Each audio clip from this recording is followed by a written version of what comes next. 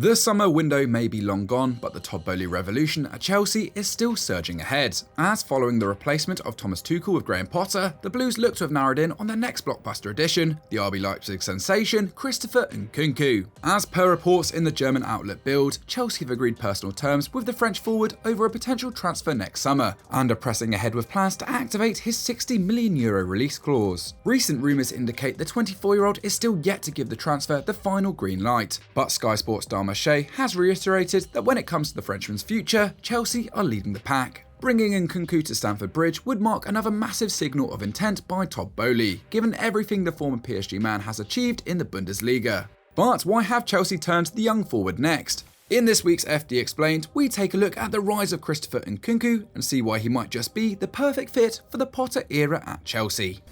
If Chelsea want a forward brimming with confidence, then Nkunku more than fits the bill. In 103 Bundesliga matches, he has 38 goals and 37 assists to his name. Yet the lion's share of those have come in the past 18 months, with the versatile attacker embracing his role as the talisman at the Red Bull Arena. Last season, Nkunku managed a stunning 35 goal contributions in all competitions. He received more progressive passes than any player in the German top flight, meaning the chances kept falling his way. Only Robert Lewandowski, Patrick Schick and FC Köln's Anthony Modeste hit the target more often, yet all three played as central strikers. Nkunku meanwhile lined up on the left of a front two or three, making his goal-scoring exploits even more remarkable. And he wasn't just a finisher, with 13 assists, fewer than just Thomas Müller in the German charts. This season he already has 7 goals in 9 Bundesliga outings. RB Leipzig might be struggling for consistency on the pitch, but Nkunku has maintained his explosive form. The only blemish on his record is a failure to net once in 8 caps for France in 2022. Yet 5 of those appearances have been off the bench, limiting his opportunity to truly shine. And let's face it, it's a daunting task to stand out among Le Bleu's forward options. But if he keeps up his current form, then Didier Deschamps will have little choice but to include him at Qatar. But where did Nkunku's ability in front of goal emerge from? After all, in his first 2 seasons at RB Leipzig, he was considered a creator, not a finisher, scoring 11 and assisting 19.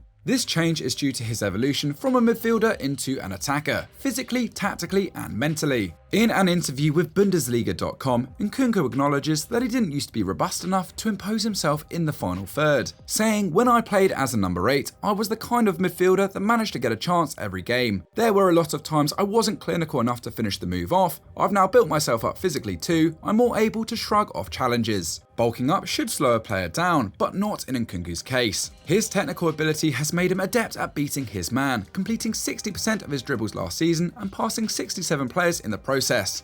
On both accounts, Nkunku has never performed better. An unrelenting work effort is also key to his growth. He doesn't cut corners, his Leipzig teammate Mohamed Simakan told Bundesliga.com. There's nothing miraculous about it, in every training session he gives everything. For this, Nkunku credits his early years surrounded by serial winners like Edinson Cavani and Zlatan Ibrahimovic at PSG, along with coaching from Unai Emery and Thomas Tuchel. But it is clear that Julian Nagelsmann has played a big part in unleashing his potential at Leipzig. The current Bayern Munich coach looked for perfection in Nkunku, using extensive video analysis to improve his game at every level. The German also recognised his versatile nature, as having played almost exclusively as a left-sided midfielder in his early years. In the 2021 campaign, Nagelsmann gave Nkunku greater freedom to roam. Compared to the 2019-20 season, his shots per game rose from 1.6 to 2, while his touches in the opposition box rose by 30% and his tackles and interceptions also dropped by over a third. Jesse Marsch, who once declared Nkunku didn't have any weaknesses, continued Nagelsmann's work by playing the 24-year-old as a forward, as would Domenico Tedesco. However, the former Spartak boss also utilised Nkunku on the left of his front three, where he flourished. Nkunku was so effective, 18 of his 35 goals came as a striker or centre forward and 17 from the wings. He can do it all, which makes him a perfect fit for a Graham Potter side.